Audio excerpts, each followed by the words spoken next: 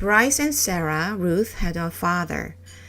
Early the next morning, when the light was gray and uncertain, Sarah Ruth was sitting up in bed, coughing, and the father came home. He picked Edward up by one of his ears and said, "I ain't never." "It's a baby doll," said Bryce. "Don't look like no baby doll to me." Edward, hanging by one ear, was frightened. This, he was certain, was the man who crushed the heads of china dolls.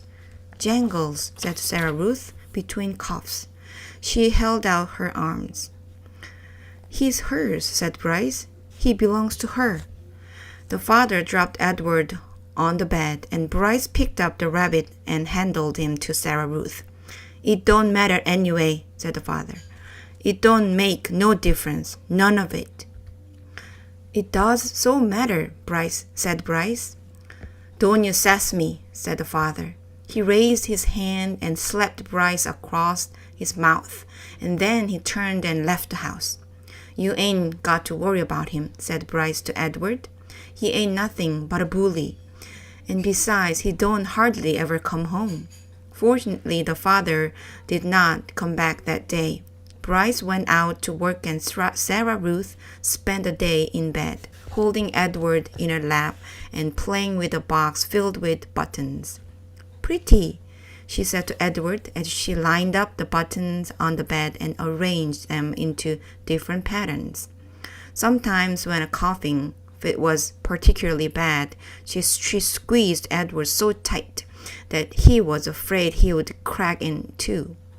Also, in between coughing fits, she took to sucking on one or the other of Edward's ears.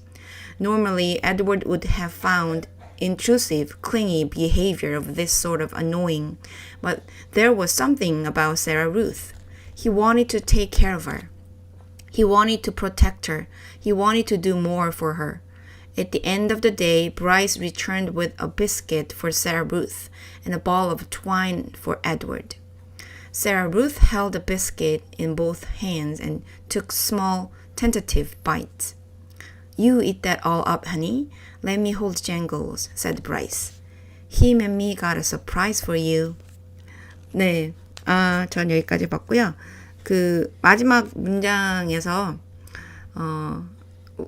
him and I got a surprise for you. I got a surprise for you. 이 문장이 저희 애들이 상당히 많이 사용하는 문장이에요. 그래서 뭔가 별거는 아니지만 뭔가 만들거나 뭘 그려거나 이렇게 준비를 해가지고 저한테 보여주기 전에 Mommy, I got a surprise for you 이렇게 하거든요. 딱 이런 틀을 말해요. 그래서 이 부분 좀 기억이 났고요.